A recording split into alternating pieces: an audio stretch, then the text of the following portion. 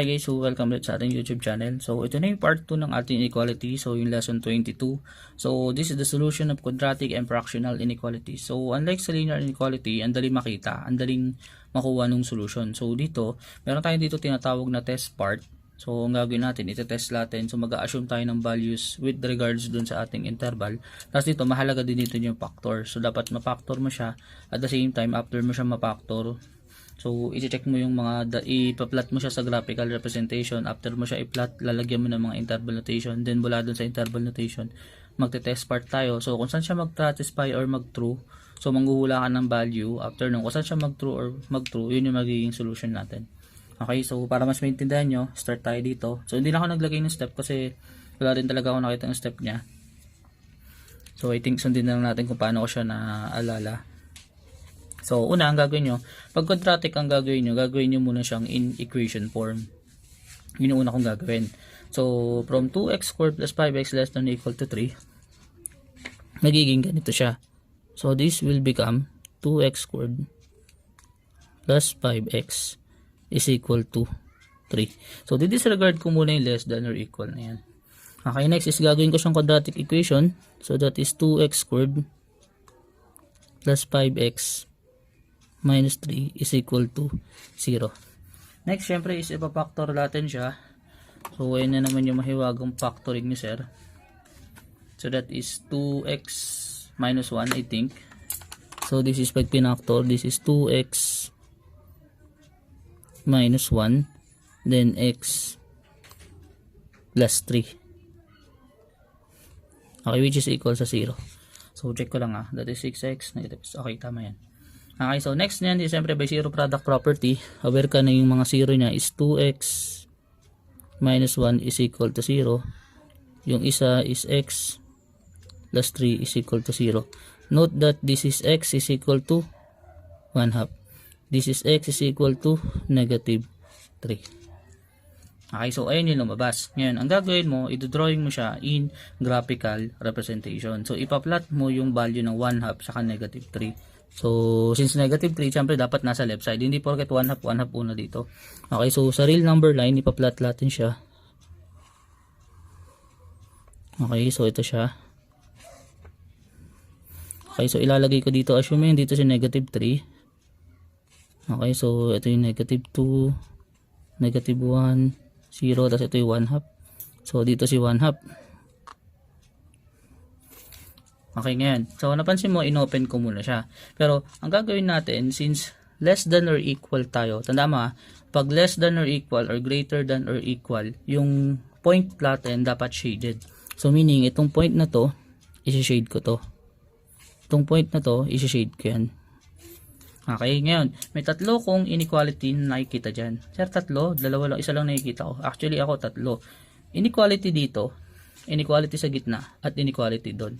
So, unang inequality na nakikita ko dito, this is negative infinity, negative 3, tas close. Yan. Okay, sa gitna naman, that is negative 3, close, 1/2, tapos close, kasi close. Lastly, from 1/2, going to positive infinity. So, tatlong inequality yung nakita ko. Ngayon, hindi ko sinasabi na ito yung solution na to, ito na yan, ito na yan, ito na yan. Hindi yun. Okay? So, yan yung mga test part natin. Yan yung mga inequality na kung saan itetest natin kung tama siya. O, tama ba yung values natin. Okay? So, paano natin siya itetest dyan? So, ang gagawin ni sir, gagawa ko ng test part. So, for example, dun tayo sa 2x minus 3. Unahin ko, sulat ko dito.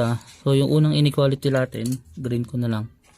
So, unang inequality natin is negative infinity, negative 3. Okay, so hiisip ka ng value dyan. So ako, ang naiisip kong value is negative 4. So, ang sure ko na may value is negative 4. So, negative 3 pwede rin, negative 5, negative 1 million. So, ikaw, pumili ka na lang nung malapit mismo sa interval. So, tulad nito, pag dito naman, pili ka na lang nasa gitna. So, para mas sure, pili mo si 0 kasi mas madali sa computation. Dito, ano pipiliin ko? Siyempre, ayoko ng fraction. Piliin mo whole number. So, dito, sa 1/2 pataas, piliin mo si 1. Dito, piliin ko, pwedeng si negative 3. Pero, ito yung medyo baka makakasira sa solusyon. Pag pinili mo yung mismong kanto, baka kasi ang mangyari, mag-true siya. Tapos, pag pumili ka na ibang value, magpo-false. Ayun, kaya ang ginasuggest ko, pumili ka ng value na kung saan medyo malayo dun sa kanto o dun sa dulong number na alam nyo. So, for example dito, so from negative infinity up to negative 3 na close. So, pipili na lang ako negative 4. So, I choose x is equal to, so this is x is equal to negative 4. So, saan ko gagamitin yung negative 4? Gagamitin ko siya dito. Sa 2x squared plus 5x less than or equal to 3. Again, dyan ko siya gagamitin. So, substitute mo lang yun doon. So, that is 2 times negative 4 squared plus 5 times negative 4 less than or equal to 3. So, gusto pala natin malaman kung less than ba siya. So, negative 4 raised to 2 is 16 times 2, that is 32. So, that is 32 minus 20 less than or equals to 3. So, kung napansin mo, this is 12 less than or equal to 3, which is false. Kasi hindi yan totoo. So, ano ibig sabihin pag false? Pag nag-false, ibig sabihin hindi siya kasama sa solution. Hindi part yung interval na yan. Okay? So, next is, kunin natin si negative 3. So, ito yung sunod. Kunin naman natin si negative 3, comma, 1/2. Close. So, pili tayo ng number. So, ako sure ko dyan, since naiipit sa 0, piliin ko sa 0. Mas madali kasi sa solution yan at nasa gitna rin siya. O, almost nasa gitna. So, pag sinubstitute, gamitin ko yung same formula. So, this is 2 times 0 squared plus 5 times 0 less than or equals to 3. So, obviously, this is 0 less than or equals to 3, which is true. So, pag sinabing true, meaning part yung solution. So, part siya sa solution natin. And lastly, we have yung 1/2 comma positive infinity. Okay? So, ito yan. So, pili ka. Siyempre, pili ko na si 1 kasi mas sure. Saka mas madali sa solution. So, that is x is equal to 1. So, that is 2 times 1 squared plus 5 times 1 less than or equals to 3. So, this is 2 plus 5 less than or equals to 3. Which is 7 is less than or equals to 3. Which is, alam nyong, false. Okay? So, ito gagawin nyo. Kung saan nag-true, yun lang yung magiging solution. So, therefore, ano yung solution? In interval notation, ang solution natin, so, in IN, ang solution natin is negative 3, comma, 1/2, close. In SN, siya ay x such that negative 3 is less than or equals to x, less than or equals sa 1/2. So, it's either sa dalawang to, yung pwede mo maging sagot. Ito yung sagot natin para sa solution na to. So, yung mga values in between dyan, para ito. Sir, hindi na kailangan ng graphical representation. Hindi na kasi dito na yon. Ang gagawin ko na syempre, isi-shade ko na to kasi ito yung solution. So, isi-shade ko to kasi part siya ng solution. Okay. So, hoping na naintindihan mo. Next is for number 2. Ganun ulit. Syempre, tayo magpa-factor or gagawin mo na siya equation. So, gawin mo natin siyang equation or normal equation. So, that is x squared minus 5x is equal to 6. So, that is x squared minus 5x minus 6 is equal to 0. So, by factoring, this is simply x minus 2 plus x minus 3 is equal to 0. So, upon solving, alam mo na ang sagot ng mga value natin. So, this is x minus 2 is equal to 0. X is equal to 2. Next, x minus 3 is equal to 0. So, that is x is equal to 3. So, ang gagawin natin, i-graph natin siya. So, walang negative na napansin, no? So, pero ibig sabihin, wala akong dodawin. Meron pa rin, syempre. Kasi, alam mo pa rin, mag-gather pa rin yung negative side na yun, eh. So, this is the drawing. So, medyo gagawin ko realistic. So, for example, ito si 2. Ito si 3. Medyo magkalapit. Okay, another thing, since nakita mo greater than, walang greater than or equal, basta walang nakalagay or equal to. So, pag nakita mong ganun, walang equal sign something, open interval lang agad, automatic. So, in this case, open interval siya.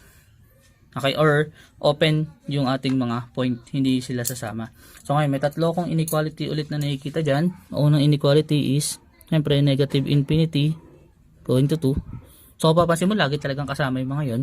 Next dito is, open sa 2, 3. Then dito, 3, positive infinity. Okay? Next is syempre ite-test natin yan. So tawag dito sa ginagawa is test part. Okay? So sa ibang book nakalagay test part. Hindi ko nilalagay yung test part kasi syempre process naman tayo. So most likely dapat mas naiintindihan mo siya in terms ng dinidiscuss. Okay? So start tayo. Una syempre kay negative infinity, 2. So red ko na lang siya. So una is negative infinity, positive 2. So pili tayo ng number. So I think mas better piliin mo si 3. Hindi kasama mismo si 2. Okay, hindi kasama si 2 So pipiliin ko si 3. So mas malapit. So x is equal to 3. So this is x squared minus 5x. So ang gagawin ko, this is 3 squared minus 5 times 3 greater than 6. This is 9 minus 15 is greater than 6. This is negative 6 is greater than 6, which is false. Okay, so that is false. Aware tayo dyan. Next is, kung natin yung pangalawang interval, example, that is 2, 3. So, pili ako dyan. So, sir, as if talaga walang napili, as if talaga walang napagitnaan. So, ito na medyo mahirap. Since gitnang-gitna siya, literal, pipiliin mo na lang yung 2.5 o yung 2 and 1 half. Yung gitna na lang piliin mo kasi wala dyang whole number eh. Okay, so ano ba 2.5? 2.5 is 5 over 2, no? So fraction. So gawin ko na lang siyang, let's choose x is equal sa 5 over 2. That is 2 and 1 half. Okay, so that is 5 over 2 squared minus 5 times 5 over 2 is greater than 6. 5 over 2 squared is 25 over 4 minus 25 over 2 is greater than 6. So check ko na sa calcu. That is 50 over 4. So 25 over 4 minus 25 over 2. That is negative 25 over 4. So that is negative 25 over 4. So that is negative 25 over 4 is greater than 6, which is also false. Okay, so napansin mo false siya. So ngayon, ito pa yung posibleng walang solution. So sir, paano po nag-false lahat? Possible na wala siyang solution. Ayun yung magiging sagot. So in this case, ito muna gawin natin. So next is, that is 2 and 1/3. Next is siyempre si 3 going to positive infinity. So, sino pwede piliin? Siyempre piliin mo na si 4. So, huwag ka na pipili yung fraction. So, x is equal to 4.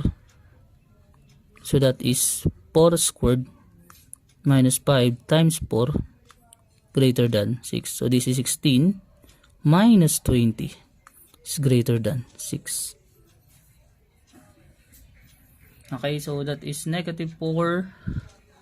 That is negative 4 greater than 6, which is false. Okay, ngayon, pili nga muna ako ng isa pa. So, kunyari, pili pa ako, x is greater than, x is 5.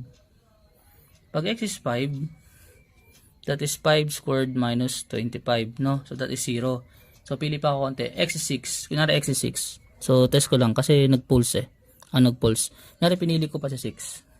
So, okay, pinili ko pa sa 6. So, ito minsan kunyari napansin mo nag-pulse lahat. Try mo munang lakihan pa konti. Baka siya mag-true.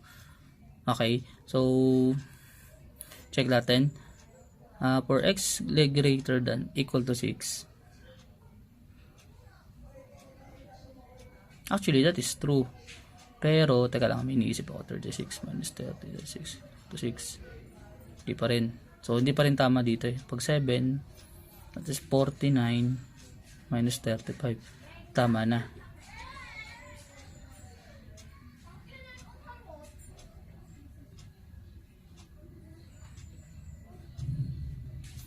Okay, check ko lang din yung value. So, for x is equal to 6, that is 36, no, minus 30. So, 6 is greater than 6, which is false. Pag x is equal to 7, so, ang lalabas kasi ni result dito is 6 greater than 6, which is false. Pag x is equal to 7, check natin, that is, x is equal to, that is 49 minus 35. So that is 14. Sorry, 49 minus 35. Tama, that is 14 greater than 6. So napansin mo dito, pagdating dito, this is 14 greater than 6, which is true na. Okay, ngayon, ito yung medyo tedious part. So, next is, i-verify ko lang din kasi nakalimutan ko rin Kasi, ang nagiging diskumpiyado ako dito is, anong nangyari, pagdating kay 4, false siya. Pagdating kay 5, false. Pagdating kay 6, false. Tapos pagdating kay 7, true na. So, true pataas na yun pag 7. So, obviously, dito rin. So, I think, pag ginawa kong negative, magto-true Tama. So, pag ginawa kong negative yung number, kunwari, x is equal to negative 4. Pag negative 4 na yan, that is positive 16 plus 20. Which is greater than, which is true din dito pag sa negative. So, I think, i-verify ko din muna yung value kasi medyo masyadong malapit kasi talaga to. Okay, so I think, nakita ko na yung mali ko. Ako rin pala yung mali. Tingin na. Hindi ko napansin, hindi rin kasi tayo makakapag-discussion. So, that is x squared minus 5x minus 6. Ang factor niya is x minus 6 saka x plus 5. Okay, so erase ko lang to. Kamali si sir, sorry. Ang factor niya is x minus 6 saka x plus 1 is equal to 0. So, therefore, ang value ng x is equal to 6. X is equal to negative 1. Okay. So, I think gamitin ko siya sa ibang papel or isolve ko siya sa ibang papel. Ayoko nang ulitin. At least nakita nyo rin yung pagkakamali ko para at least factoring lang talaga yung nagpamali. So, dito ko nang lagay x is equal to 6 saka x is equal to negative 1. No? So, pag ginrap ko siya, ito yung mag-iitsura. So, this is negative 1. This is 6. So, may tatlong interval ulit ako na mapoform dyan. Sorry, di ko napansin. That is negative infinity, negative 1 open, negative 1, 6, tapos 6, positive infinity. Okay, kaya pala sumasatisfy masyado yung solution natin, nakakagalo. Okay, so may tatlo ko interval, dyan tayo magte-test part. So, unahin ko na. So, for negative infinity, negative 1, syempre, piliin ko na si x is equal to negative 2. So, di ba, x squared minus 5x greater than 6 yun. So, that is negative 2 squared minus 5 times negative 2 greater than 6. So, this is 4 plus 10 greater than 6. This is 14 greater than 6, which is true. Okay, so napansin mo, true. So at the same time, ang bilis hugutin, ang bilis lumaki. Yung kanina kasi nag-aaral actually hindi pala talaga siya totally solution. Doon tayo sa mismong nasa gitna or in between ng mga solution, kaya rin nagtataka ako kanina. So next is, syempre kin negative 1, 6. So I choose x is equal to 0. So mas prepare ko yon kasi andyan yung 0. So that is 0 squared minus 5 times 0 is greater than 6. Okay, so this is 0 is greater than 6, which is false. Okay, so sufficient or sufficient condition na yan para dyan na hindi siya kasama solution. Next is si 6, 6, positive infinity. So I choose x is equal to 7. So mas prepare. So that is 7 squared. So tama no, pagdating ka sa 7 kanina nag-true Napansin nyo kanina, nung nag-7 ako, nagtutrue. Ayun, nagtutrue siya. So, tama pa siya na sa 7 talaga mag-i-start pataas. That is 7 squared minus 5 times 7 is greater than 6. So, this is 49 minus 7. That is 14. So, that is 14 greater than 6, which is also true. Okay? So, therefore, dalawa yung magiging possible solution niya. Ngayon, ito yung magiging tedious sa part natin. So, since nakita ko open interval siya, ito yung gagawin natin. Ang magiging sagot niya, in terms of in, okay, in terms of in, ang magiging sagot niya is negative infinity, negative 1. Then, huwag kalimutan lagay si union. Then, 6, positive infinity. So, huwag mo nang pansinin ano si union. So, kung alam mo siya, alam mo ibig sabihin yan. Okay, meaning ng union, yung solution sa part na to, saka solution sa part na yun, sila. Okay, so sila ay magkasama, sila ay yung mga sagot. Okay, so in terms of Sn, so paano pag Sn? Sn is x such that x is less than negative 1 or, yung union gagawin kong or x is greater than 6. Okay, ayun yung magiging sagot niya. So, in terms of graphical representation, siyempre shade-shadean natin to. Shade-shadean tong part na to. Okay, din shade-shadean nyo yung part na yan. Okay, so ayun yung magiging sagot. So, sorry about dun, nagkamali si sir sa pagtansya. Hindi ko rin napansin. Okay, so I think we can proceed na dun sa ating next example. Sorry kung nalito dun sa factoring. Imagine nyo ha, nagkamali ako sa factoring. Ang laking bagay niya yun na mali. Nilito-lito na tayo. Hindi ko rin napansin. Okay, so proceed tayo.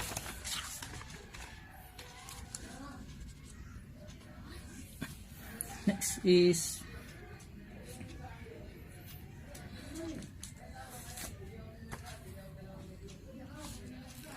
so using ko lang, wait.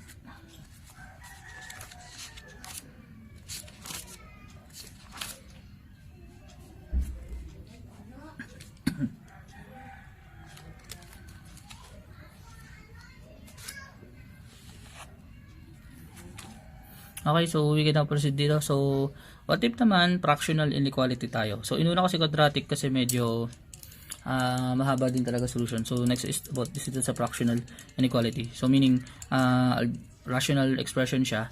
Tapos, syempre may variable sa mga denominator sa numerator. So, let us solve the following fractional inequality. So, actually, dalawa yan. And, ito yung gagawin nyo. So, dito, hindi mo siya i-equate as equation agad. Automatic tayo mag-multiply na something. Pero, hindi ko basta-basta mag-multiply na. Kunyari, tulad nito. Sir, multiply ko na lang po yung y minus 5 both side para simple sagot. Tapos magiging linear. Hindi pwede yon. So, dito, i-consider natin na dapat pasok pa rin siya sa solution natin. So, tulad nito, if we have 3y minus 1 over y minus 5 is greater than 0. Kung may isip mo, ang gagawin mo lang, sir, multiply ko na lang po doon para makancel. Ang mangyari na lang po, that is 3y minus 1 greater than 0. And ano ito yung mangyayari? Pag ginawa mo yon, madi-disregard mo yung solution na kung saan, baka mangyari, masama mo yung solution na yung y is equal to 5. Okay? So, sir, paano namin gagawin na hindi namin maiwasan na ganyan? Wag namin i-multiply. No, i-multiply mo siya, pero i-multiply mo siya to the point na dapat may matitira pa rin siya. Okay? So, in this case, ang gato gagawin ko, so, this is 3y minus 1 over y minus 5 is greater than 0. I-multiply ko yung buong equation by this, yung y minus 5 raised sa 2. So, bakit raised sa 2? So, para sure ako, may matitira pang y minus 5 sa solution, which is andi dito. Okay, so after nyan ma-multiply, syempre mangyari, that is 3y minus 1. So, y minus 5 raised sa 2 divided by dito, cancel yung isa. So, may matitira pang y minus 5 is greater than syempre sa 0. Kasi pag multiply ko sa 0, wala pa rin. So, kung napansin mo, naka-factor form na siya. So, automatic, dalawa na yung magiging sagot natin dito. Or, in terms of equation, dalawa na yung magiging possible sagot. So, pag ginawa ko siyang equation, ito na, no? So, magiging that is equation, that is 3y minus 1 is equal to 0. Okay, into which, that is 3y is equal to 1 or y is equal to 1/3. Next is y is equal to 5, y minus 5 is equal to 0, so y is equal to 5. Okay, so dalawa yung magiging inequality natin. So, ganun pa rin, gagawa pa rin tayo ng test part, ito-drawing pa rin natin yung kanyang graphical representation, tapos syempre gagawa tayo ng kanyang test part. So, pag dinrawing, ito yung kanyang graphical representation. So, syempre, isulat nyo lang si 1/3. So, assuming nandito somewhere si 1/3. So, assuming ito si 0. So, somewhere nandito si 1/3. Okay, since greater than, walang or equal, so that is open. Okay, next, pagdating dito si 5. Okay, so ngayon, may tatlo ko ulit inequality na napoform dyan. Unang inequality is dito. This is negative infinity, 1/3. Dito naman is 1/3, positive 5. Dito naman is 5, positive infinity. Okay, so gawa tayo ng test part sa tatlong yan. So, una sa x0 dito sa negative infinity, 1/3. So, pili tayo ng whole number. Baba doon, syempre piliin mo na sa 0. Kasi andun sa 0 eh. So, whenever x is equal to 0, y. Kasi y yung gamit kong variable. Okay, whenever y is equal to 0, this is, ang gagamitin mo syempre is ang gamitin natin test part, by the way, diba ito, ang gamitin mo test part, wag yung fraction, ang gamitin mo ito.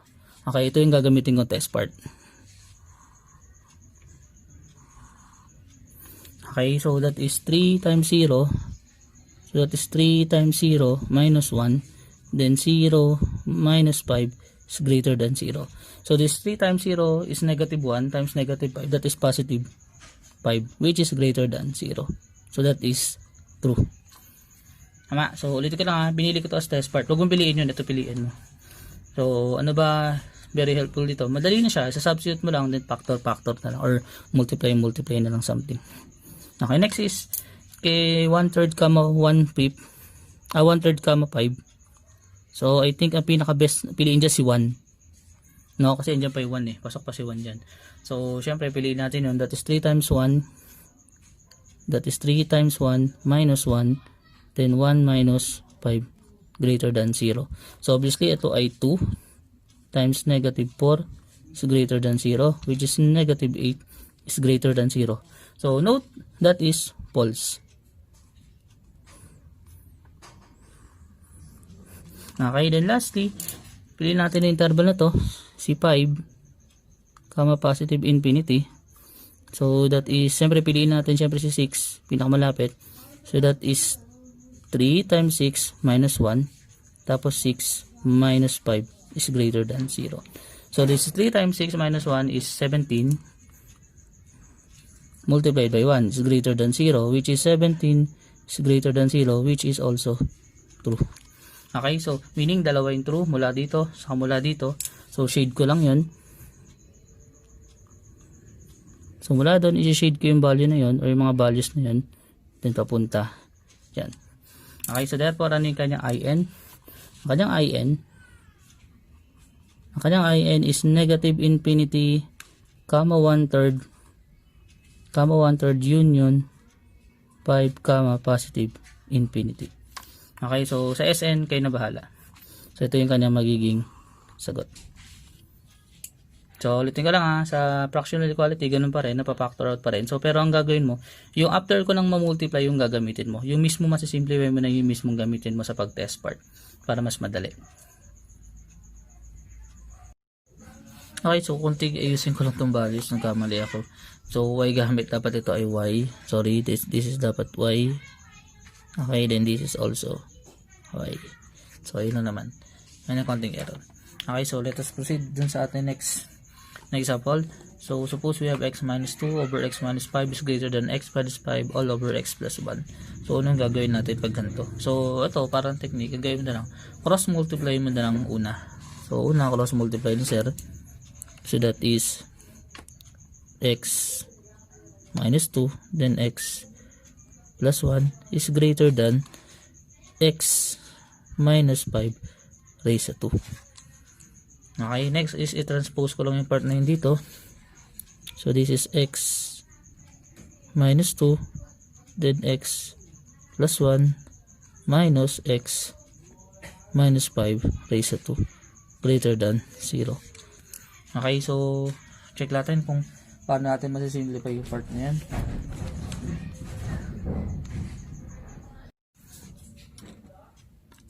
Okay, so ulitin ko lang ha. Check ako. Sinabi ko nga pala, no? Diba sabi ko x minus 5. So para hindi mawala yung pagiging x minus 5 niya, i-multiply ko siya sa dalawa. So that is x minus 5 raised to 2. Tapos si x plus 1, para hindi rin siya mawala, that i-multiply ko siya sa x plus 1 raised to 2. So mangyayari, ito gagawin natin. So raise ko lang to. Sorry about dun. Actually, dinilit ko rin naman siya. So that is x minus 2 over x minus 5 is greater than x minus 5 over x plus 1. So, i-multiply natin siya sa x minus 5 squared saka x plus 1 squared. Okay, so pag minultiply ko to, ito magiging x minus 2 tapos x plus 1 squared tapos x minus 5 kasi may matitira pang isa greater than, this is x minus 5 raised to 3 kasi magiging tatlo siya. So that is x minus 5 raised to 3 tapos x plus 1. Okay, then i-arrange natin siya. So huwag kayo mag-multiply basta-basta. So that is x minus 2 plus x plus 1 squared tapos x minus 5 minus x minus 5 cube tapos x plus 1 is greater than 0. Next, magpa-factor ako dyan ng x minus 5 na isa kasi meron sila, tapos x plus 1 na isa. So magpa-factor ako dyan ng x plus 1 tapos x minus 5. So may matitira na lang ditong x minus 2 saka isang x plus 1. Okay, dito may matitira pang dalawang x minus 5. So this is minus x minus 5 squared greater than 0. Okay, note na i-simplify natin syempre further yung nasa loob.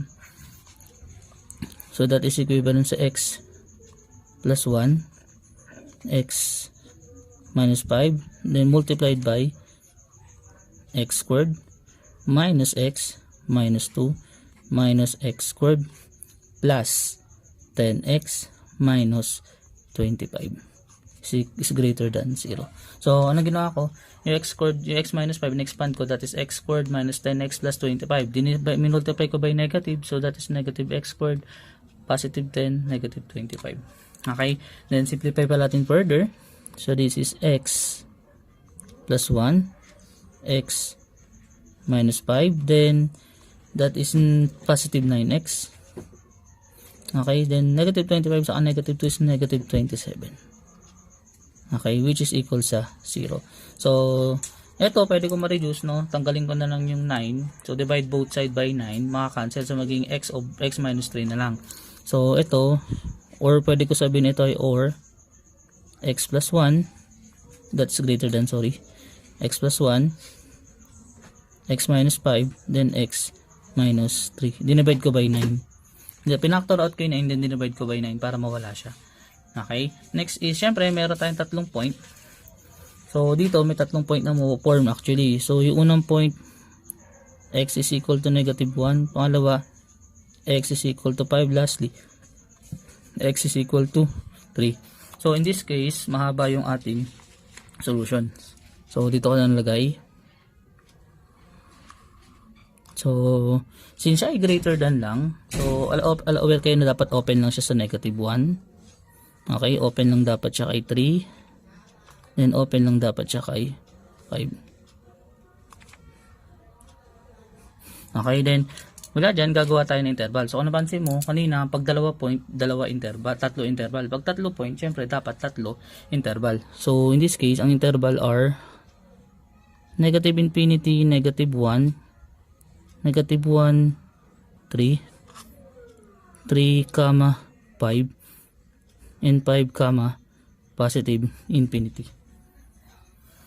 Okay, so let's have test part. Ito. So for test part, so for x is equal to negative 2. So dito tayo una, this is negative infinity, negative 1. So for x is equal to negative 2. So by the way, ito yung gagamitin natin as test part. Ito yung mas simplified form. Okay, so try natin as test part yan. So una, that is negative 2. So that is negative 2 plus 1. Then that is negative 2 minus 5. Then negative 2 minus 3 is greater than 0. That is negative 1, negative 7. This is negative 1, negative 7, and negative 5 greater than 0. Which is, this is negative 35 greater than 0. Which is false. Okay, so that is false. Next is, siyempre dun sa ating negative 1, 3. So sa negative 1, 3, obviously andyan sa 0. Okay, so pwede ko siyang kunin. So for x is equal to 0, para mas madali, x is equal to 0, that is 0 plus 1, 0 minus 5, 0 minus 3 is greater than 0. So this is 1, negative 5, negative 3 greater than 0. So that is 15 greater than 0. Okay, which is true. Okay, next is for interval na 3, 5. So, for interval na 3, 5. So, for x is equal to, syempre, nag-iisa lang whole number dyan, 4. Okay, so that is 4 plus 1, 4 minus 1, 4 minus 5, or rather, 4 minus 3 is greater than 0. So, this is 5 times negative 1 times 1 greater than 0, which is negative 5 greater than 0, which is false. So, alam mo naman yan na yung negative 5 is not greater than 0. Okay, lastly, okay, we have 5 going to positive infinity. So, that is 5 going to positive infinity. So, this is x is equal to, syempre, sa 6. That is 6 plus 1, 6 minus 5, 6 minus 3 is greater than 0. So, this is 7 times 1 times 3 greater than 0, which is 21 is greater than 0, which is true. Okay? So, therefore, saan siya nag-true? Dito, tas dito, sa part na yan. So, i-shade natin tong part na to. So, nag-shade siya dito, shade tayo dito. Okay, then ito yung isa. So, in terms of in, paano maging in? Since magkahiwalay din naman siya, so that is in, that is negative 1, 3, union 5, positive infinity.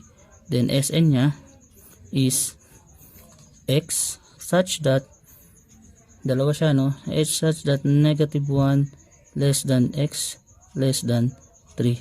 Tapos, or, dito na lang, x such that x is greater than 5. Para sa dalawang yan. Okay? So, ganyan gagawin pag-apat. So, at the same time, tandaan nyo to ha. Kamali kasi ako kanina. Kinross multiply ko siya literal. Tapos, ayun na. Nag-simplify ako. Hindi ko na ma-factor. So, nangyari na di-disregard ko ibang values. So, ang ginawa ko, minultiply ko siya sa square nun. Sa naka-squared nun, mga part na yun. Para sure tayo makuha lahat.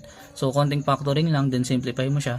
Tapos, at least makukuha mo yung ating pang test part natin. So, ito yung pang test part natin. So, ito yung ginagamit na test part. Usually, yung simplified form na yung gamitin mo pang test part para mas madali.